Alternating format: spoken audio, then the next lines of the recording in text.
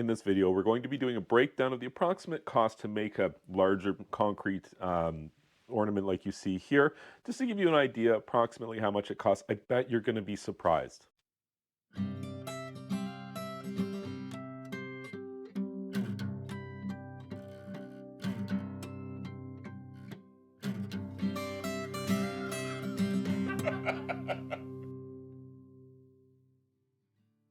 One of the first things that attracted me to concrete as a hobby, and then to a further extent, turning that concrete as a hobby into a business, doing ornamental pieces, custom things.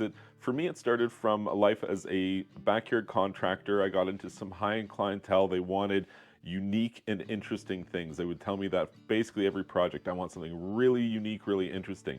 And I would go to the unique and interesting aisle at Home Depot, and wouldn't you know it, the shelves were bare. When you start buying that kind of stuff to accent projects you're doing, you'll notice that there's not really that much to choose from. And when you want unique and interesting, you have to kind of come up with a different way to do it. So I started taking concrete applications and making larger ornamental things, artificial rocks, fountains, features, creatures, things like that. And that's how I developed, my skill in this craft. But the thing that interested me most, especially early on, was I couldn't believe the cost profile. Like I was already in business as a contractor, owning my own company, so I was familiar with the process of analyzing the cost of the jobs that you're doing and taking into account time and trying to root out inefficiency and improve process, technical process.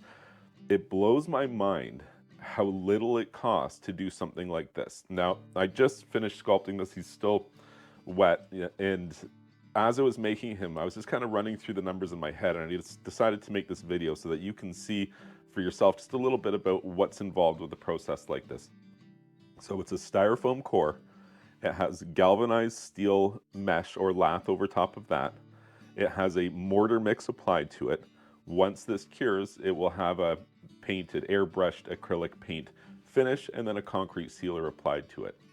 Now, this guy's pretty big. Like he's, 2.5+ feet long, 15 inches wide. Approximate weight, I'm gonna say maybe 60 pounds, 50 pounds maybe, finished weight. So it's a pretty big piece. And hypothetically, in the right sales environment, you could get a couple $100s for a piece like this. The people who like them really like them. And if you wanted something like this guy, and I wasn't selling it, where the heck are you going to get one unless you make it for yourself? And so that's kind of the thing, is you can charge quite a bit for stuff like this, but it costs so little to make it. It's actually hard to quantify. And so that's why I say I'm going to give you some approximate numbers, because it's hard to quantify. So I have, a couple square feet of styrofoam, 2 or 3 square feet of styrofoam. If I were going to go and buy it new off the shelf in a hardware store, that would be the most expensive component of what you see here. Don't buy styrofoam for full price. Don't buy new styrofoam and then make stuff out of this. I mean, you can go ahead, do it if you want, but styrofoam is actually kind of hard to get rid of. If you are a person that has a bunch of styrofoam for whatever reason, it costs you a ton of money to get rid of the stuff. And so if you were to put out the feelers in your area that you are a person who's interested in styrofoam, what you will find that not only might you be able to get some for free, I bet you can do that getting old hot tub covers, or, just again, putting the feelers out there online in your local marketplace communities, things like that. What you will find is that you will eventually encounter people who will pay you to take the styrofoam from them.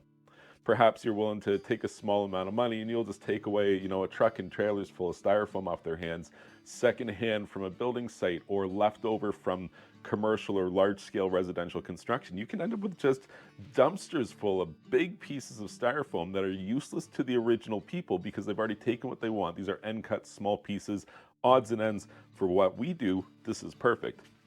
So the styrofoam here, if I had to go and buy it, I don't know, 20, 30 bucks, something like that. I didn't even get this for free. I actually was paid to take the styrofoam that this guy's made from. It's a small amount when divided amongst the amount I got, like pennies, 20 cents, I don't know, something like that. We'll call it a negligible amount, and we will just say that I did not pay anything for the styrofoam, so zero cost there. Next is this stucco lath or diamond mesh, depending on the name you're used to. It's commonly used for stuccoing houses, and also, I guess, laying sub-bases for tile floors. Those are kind of like the two main reasons that you would use that product. So a sheet of it costs about $10. In my area, I used approximately 1/4 of a sheet in making this. So $2.50 in lath. But wait, if you buy lath, which is all kind of like mangled up, which is fine for what we're doing, they're usually willing to sell you that at a discounted price, maybe 50%, because the traditional applications for this product, this lath product, are all flat. And once it's all mangled up, those people don't want it anymore. It's not good for stucco or for laying tile floors for the most part. So you can usually get a deal on the lath. And of course, that's what I did here as well. So I'm really at $1.25 for the quarter sheet of lath. So foam zero, $1.25 for the lath. Now the concrete component, mortar in this case, 2 parts sand, 1 part cement, and a little bit of PVA or glue in the mix. That's what I've used to make this. I paid $50 for 3,000 pounds of sand. I've used, I don't know, 40 pounds of sand, something like that. So like not a whole lot, you know, you call it 30 pounds of sand just to make the numbers work easy. And you can see we're borderline negligible cost here on my sand component. My cement component is a little more, being that cement, you know, is more expensive than sand. A bag of cement in my area is about $15, and I used perhaps 1/8 of a bag, maybe a little bit more than that, but like not a lot. I could make a bunch of these guys out of 1 bag. So I don't know, $2, $2.50, something like that. Again, very, very small numbers. Now he's not finished right now. I still have to paint and seal him, but paint is one of the hardest ones to quantify. I'll buy a big, you know, whatever I can get for acrylic or latex paints, usually mist tints or things like that, because for what we're doing, I can work with pretty much any color. And paint lasts a really long time, so you can get it from like, you know, secondhand stores, things like that. I might pick up a gallon of paint for a couple of dollars, and I still have that to this day. No matter what color it is, I can't use enough of it that I'm actually going through it all. So a gallon of paint to me could paint 1,000 of these, because you're not doing thick. It's like airbrushed lighter layers. It's the paint goes so far, it's crazy. And so again, really negligible dollars and cents in terms of the amount of paint. The sealer, I buy, you know, a gallon of the sealer for $25. That lasts me years of like making stuff like this and little things and sealing them regularly.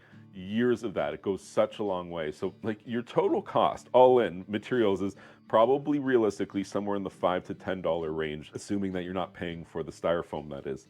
And again, I'm being pretty liberal there with that. It's probably a little bit less than that. And so, you know, you're talking about a hard cost. Your hard material cost is so little. Your, you know, investment in equipment is a bucket and a trowel essentially to get you started. So it's really not much in terms of an upfront investment. There's no real barrier to entry here. If you have a couple dollars in your pocket, you can buy materials enough to make things that might sell for hundreds of dollars in the right environment.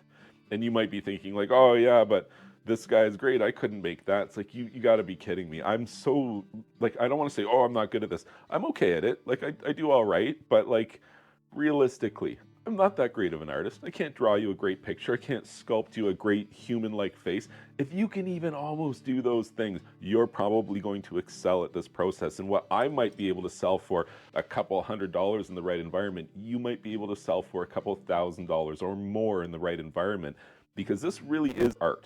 Right? And I'm, again, admittedly not that great at this. I'm very strong in the technical process, not so great at the art side, but I enjoy doing this and it's fun and they end up looking cool and interesting and neat. Some people really like this stuff. Definitely some people don't. Some people really do. But this is the limitation of what I can create. If you have more skill, you can take a few dollars of materials, a few hours of time, just to put a number on it. I'm about 6 hours of working time to get it to the point you see here. It'll be under 8 hours for sure by the time it's a finished piece sitting on a showroom floor, hypothetically, or in my backyard in this case. So I think that concrete as a hobby is so undervalued as something that can be fun. It can come in any color, any shape. It's the most versatile construction medium on the planet. It's available everywhere. You can go from small, medium, large. There is so much you can do, so much potential to make money, so much potential to have fun and make interesting and unique things. Because again, that interesting and unique aisle at the hardware store, totally empty. Sometimes you just got to take the reins in your own hands, make your own cool stuff and put it out there. I hope you give it a try, and if you do, definitely like, subscribe to this YouTube channel, because you're going to learn a lot about working with concrete as a hobby. I'm going to be able to get you there a lot faster than if you go about learning the hard way for every single thing, because there's a lot of trial and error in working with concrete as a hobby. I hope you found this information helpful.